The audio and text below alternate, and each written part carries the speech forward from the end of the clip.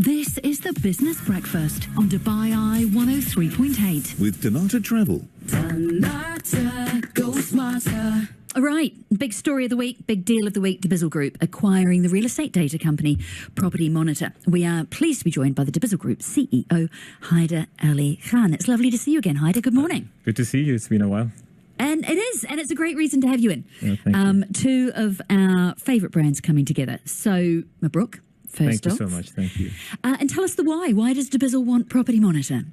I think it makes a lot of sense, strategically for us, because if you think about it, the market, the UAE market, particularly the Dubai market, also is quite a bit larger than what it was a few years ago, and I think this is just a sign of or the nature of these markets as they develop.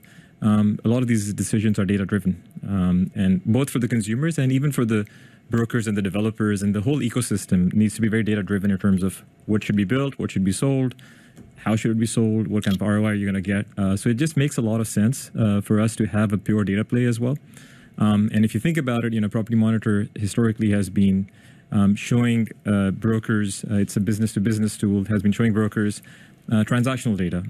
But we also have a lot of other data, which is the supply side and the demand side. So I think we can build some pretty cool stuff on top of it. How are you practically going to use it? What's it going to look like on a day-to-day basis? It's business as usual for them. I think you're going to have Zan later in the show, and those guys have done a fantastic job building the brand up to this point. I think with us, in terms of our resources and capital deployment, we can really help them scale up the business to build more insights, give them even more data. We have all sorts of data on dubizzle and Bayut. From both sides, as I said, from the consumers as well, what the consumers are doing, what people or homeowners and landlords are looking to sell or rent. So I think they can really double down on building some really, really interesting insights on the platform. Am I going to notice a difference as a dubizzle user? So you will hopefully, as I said, it's primarily been an industry tool, and as we build these tools to educate the brokers more, you will hopefully see the level of service go up from that end, right? And you're going to see better reports from the brokers coming to you. How much have you paid for it? Oh, I can't tell you that. I knew these kind of questions were going to come up, but yeah, sorry, I can't disclose that right now. So. How are you going to monetize it?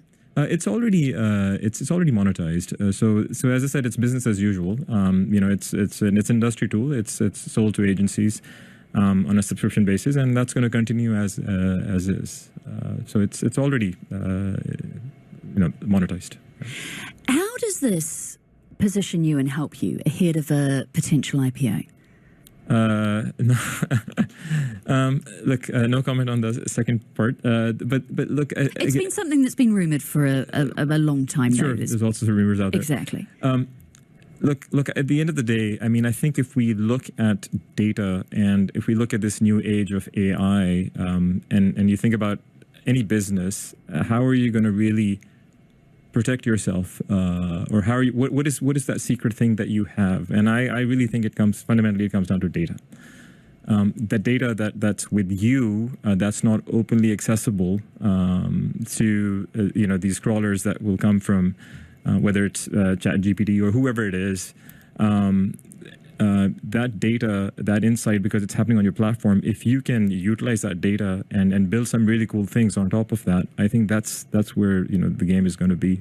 So it really helps us kind of have a dedicated, pure effort on that front.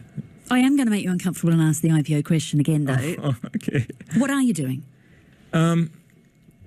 As I said, I can't comment on that. But look, this acquisition is purely strategic for us, and the goal is, again, as I said, to have a pure data play.